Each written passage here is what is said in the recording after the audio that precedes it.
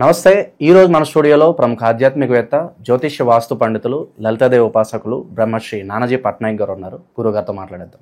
నమస్కారం గురుగారు. శ్రీమాత్రే నమః. గురుగారు, మనకి సంపూర్ణ చంద్రగ్రహణం రాబోతుంది సెప్టెంబర్ 7వ తారీఖున. సో మరి దీని ఇంపాక్ట్ అనేది మన భారతదేశం మీద ఉంటుందా లేదా? సో ఓవరాల్గా ఏ రాశుల వాళ్ళకి ఎలాంటి యోగాలు వరించబోతున్నాయి? ఈ ఇంపాక్ట్ వల్ల పర్టికులర్గా భారీ మార్పులు ఏమన్నా చూడబోతున్నామా? అలాగే చంద్రగ్రహణం రోజు ఎలాంటి నియమాలు మనం పాటించాలి? పూర్తి వివరాలు మాకు తెలియజేయండి.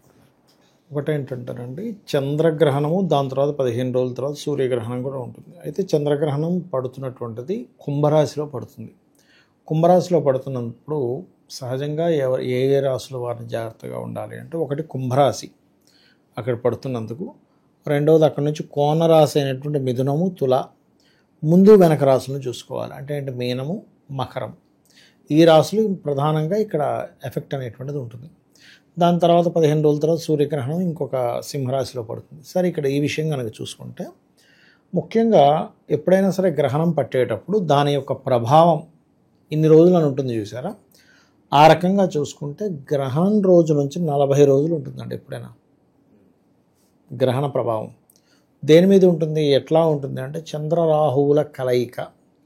ముఖ్యంగా ఇది 5 రాశుల వారికి ఎఫెక్ట్ ఉంటుందని చెప్పాను కదా, మిగతా రాశుల వాళ్ళకి మంచి కూడా చేస్తుందండి. ఇప్పుడు మేషం ఉంది, మేషం వారి గ్రహణం మంచిదే, ఎందుకంటే లాభస్థానంలో అవుతుంది కాబట్టి వీళ్ళు ఏదైనా అనుకుంటే అది సక్సెస్ వస్తుంది కూడా వీళ్ళకి, అందులో ఎటువంటి సందేహం లేదు. వృషభం వారికి కూడా మంచిదే, ఎందుకంటే దశమంలో ఉంది, ఎప్పుడూ కూడా గ్రహణం అందరికీ చెడ్డవదు. ఇక మిథునం వారికి కనుక చూసుకున్నట్లయితే లాంగ్ జర్నీస్ రిలేటెడ్, లేదా తండ్రి గారి ఆరోగ్యం, బ్యాంక్ ట్రాన్సాక్షన్స్ చేసేటప్పుడు కాస్త జాగ్రత్తగా ఉండాలి. లాంగ్ జర్నీలో ఏదో మనం తీసుకెళ్తున్నాము, థెఫ్ట్ అవ్వడం ఛాన్స్ ఎక్కువగా ఉంటుంది. మరలా కర్కాటకానికి మంచిది, అష్టమంలో గ్రహణం మంచిదే. అంటే ఒక పాప సంబంధించిన సంబంధం అనేది అష్టమము, షష్టమము, దశమము లాభాలు మంచివి అనమాట. సో కర్కాటకానికి కూడా ఇబ్బంది ఏమీ లేదు.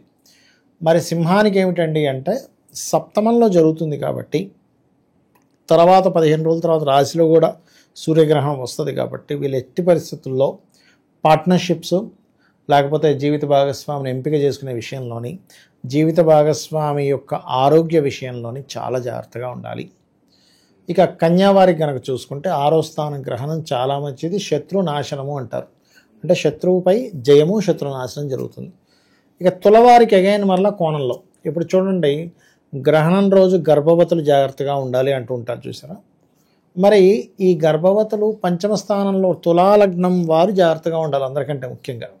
అందరికీ వర్తించుతుంది, కాకపోతే జనరల్గా ఏంటంటే ఆ రోజు చక్కగా రెస్ట్ తీసుకోండి, ఆ ఉన్న కొంచెం సేపు అని చెప్తూ ఉంటారు. ఇదొకటి.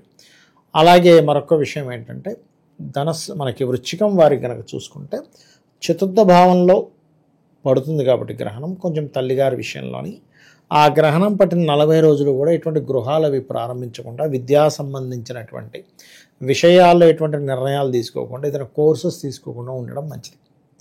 మాతృ గృహము, కోర్సెస్, విద్యా సంబంధించిన విషయాల్లో కోర్సెస్ విషయంలో. అలాగే ధనస్సు వారికి చాలా మంచిదండి, 3లో గ్రహణం చాలా మంచిది.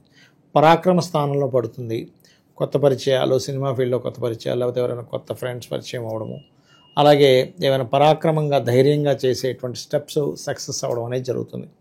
మకరం వారికి మాత్రం ధనస్థానంలో పడుతుంది కాబట్టి గ్రహణము బిజినెస్ రిలేటెడ్ సంబంధంగా ఇచ్చిన ధనం విషయంలో పక్కగా మీరు రాసుకోవాలి, లేనట్లయితే అది ధనం ఇబ్బంది పడేటువంటి ఛాన్సెస్ ఉంటుంది. ఇక కుంభంలోనే గ్రహణం పడుతుంది కాబట్టి గ్రహణం ఎప్పుడు కూడా ఏంటంటే మనస్కారకుడు చంద్రుడి మీద పడింది కాబట్టి వీళ్ళ మనసు మీద ప్రభావం ఉంటుంది.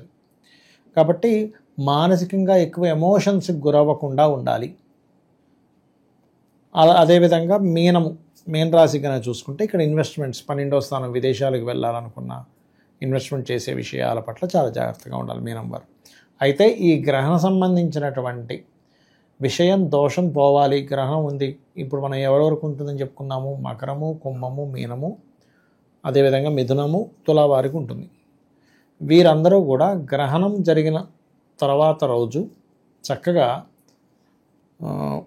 బియ్యము, మినుములు, నువ్వులు వీటిని దానంగా ఇస్తూ, ఒక రాగి కానీ లేకపోతే ఇత్తడి గిన్నెలో కానీ నెయ్యిని వేసి, ఆ నెయ్యి, అదేవిధంగా నాగు పడగలు ఉంటాయి, 2 నాగు పడగలు లాంటివి, అదేవిధంగా మరొకటి ఏంటంటే చంద్రుడు మరియు సూర్యుడు ప్రతిమలు ఉంటాయి చిన్న చిన్నవి, అవి దానంగా ఇవ్వమని చెప్తుంది దక్షిణ సహితంగా. ఇచ్చినట్లయితే గ్రహణ దోషం తగ్గుతుంది. అయితే మనం ఎంతసేపు గ్రహణం అనగానే భయపడుతూ కూర్చోవడం కాదు. గ్రహణం ఒక వరం అండి. మహర్షులు మనకి చెప్పింది ఏంటంటే ఆత్మకారకుడు, అదేవిధంగా మనస్కారకుడు. ఆత్మకారకుడు అంటే రవి, మనస్కారకుడు అంటే చంద్రుడు. వీళ్ళిద్దరూ కాలానికి కారకులైనటువంటి రాహుకేతువులతో సంబంధం కలిగి ఉంటారు. ఈ కాలానికి రవిచంద్రుడు కూడా కాలానికి కారకుడు. ఈ ఎప్పుడైతే ఒకటే అలైన్లోకి వస్తాయో కాలము, ఆ కాలంలో మీరు ఏదైనా ఒక మంత్రం చేశారనుకోండి. ఉదాహరణకి ఇప్పటికే 10 లక్షలు ఒక మంత్రం చేస్తున్నానండి, కానీ మీరు 10 లక్షలు మంత్రం చేయాలంటే కొన్ని రోజులు పట్టేస్తుంది, కొన్ని నెలలు కూడా పట్టేస్తుంది. కానీ ఆ గ్రహణ సమయంలో 10 లక్షలు చేసిన మంత్రం ఫలితం వచ్చేస్తుంది ఆ 2 గంటలు కూర్చుంటే. అంటే పునశ్చరణ ఫలితం వస్తుంది అంటారు. ఏమండి నేను ఒక 10 లక్షలు 20 లక్షలు చేశానండి ఆ మంత్రం అంటారు, కానీ గ్రహణ సమయంలో కూర్చోండి ఇంకో 20 లక్షలు చేసిన ఫలితం వస్తుంది, పునశ్చరణ ఫలితము అంటారు. అలాగే మీరు ఆ రోజు గ్రహణ సమయంలో చదివిన ఒక్కసారి చదివిన మంత్రం 1000 సార్లు ఫలితం వస్తుంది అంటారు కొత్తగా ఎవరైనా చదివితే. కాబట్టి మనకి ఈ గ్రహణ సంబంధించినటువంటి రోజు చేయడం ద్వారా పూర్వజన్మ కర్మ కూడా తగ్గుతుంది. కాకపోతే భక్తి శ్రద్ధలతో మనకి ఏదైనా జపం చేసేటప్పుడు కూడా అనవసరమైన థాట్స్ వస్తూ ఉంటాయి. ఏదో దోమ అప్పుడే వచ్చి కుడుతూ ఉంటుంది, ఎవరో వచ్చి ఏదో సౌండ్ వినిపిస్తూ ఉంటుంది, వాటిని పట్టించుకోకూడదు. ఎందుకంటే ఇవన్నీ కూడా మన చుట్టూ ఉండేటువంటి నెగటివ్ ఎనర్జీస్. మనం అందులోకి వెళ్ళి జపం చేస్తే వీడు ఇంకా దీని నుంచి నెగటివ్ నుంచి దూరం అయిపోతాడన్న అవి ప్రయత్నం చేస్తూ ఉంటాయి మనల్ని. కాబట్టి ఇది చేసినట్లయితే ఖచ్చితంగా బాగుంటుంది. మరొక విషయం ఏంటంటే మనసును ఎప్పుడైనా సరే చంద్రగ్రహణం పట్టేటప్పుడు మనసు మీద ఎక్కువ ప్రభావం పడుతుంది. కాబట్టి మానసికంగా తీసుకునే నిర్ణయాలు ఏవైతే ఉంటాయో అవి చాలా జాగ్రత్తగా ఉండాలి. కన్ఫ్యూజన్ స్టేట్లో ఉంటారు. కన్ఫ్యూజన్ స్టేట్, ఎందుకంటే చంద్రరాహులు కలయిక కదా. చంద్రుడు శత్రువైన రాహుతో సంబంధం కలిగి ఉన్నాడు.